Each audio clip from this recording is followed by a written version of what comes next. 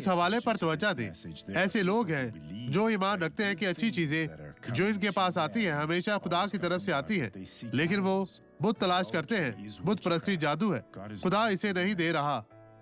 ऐसा क्यों होता है? क्योंकि दुश्मन तरतीब देता है आपको नुकसान पहुंचाने के लिए, और अब वो काम कर रहा है आपको उलझाने के लिए। बहुत सी चीजें हैं और आपको इसके चुंगल से निकलने के लिए बहुत सी काम करने हैं। तो यहाँ यसाया की किताब में देखें, तूने ये सुना है, सो अब इस सब पर तवज्जो कर। क्या तुम इसका इकरार ना करोगे?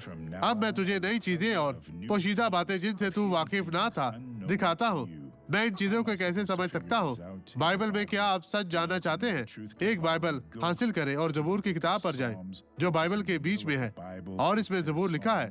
और फिर मत्ती, मरकज, लूका और यूहन्ना के इंजीलें। और खुदा से आपसे बात करने की जरूरत है। वो बोलेगा, अब इस शख्स को देखें। आपको क्या हुआ था भाई? मैं बहुत अरसे से शराब पी रहा था। मैं शराब पीता था, मैं एक शराबी था। क्या आपने पहले नहीं पी थी? यहाँ देखे पास्टर, इस तरह बहुत ज्यादा। और ऐसे चलते थे जैसे नशे में हैं। बहुत ज्यादा गिरता था और लोग कहेंगे कि आप नशे में थे। शराबी पहले कैसे चलता था? मुझे वहाँ दिखाएं। आप नशे में थे? जी हाँ, लोग सोचते थे मैं इस तरह, मैं नशे में हूँ। आप यस्सु के नाम में अच्छे तरीके से चले, दौड़े दौड़े। ये खत्म हुआ। वापस आए भाई, वापस आए।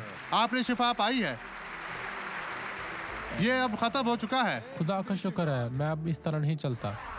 अब मैं आपके लिए दुआ करना चाहता हूँ। बाप, मैं अपने ईमान को हर इस शख्स के ईमान के साथ जोड़ता हूँ जो मेरे साथ दुआ कर रहा है, और मैं ये तय करता हूँ कि इस शख्स की जिंदगी में जो बुराई है वो इसके हाथ में आएगी। जमीन मेरे प्यारे खुदा यीशु नासरी आपको बरकत दे।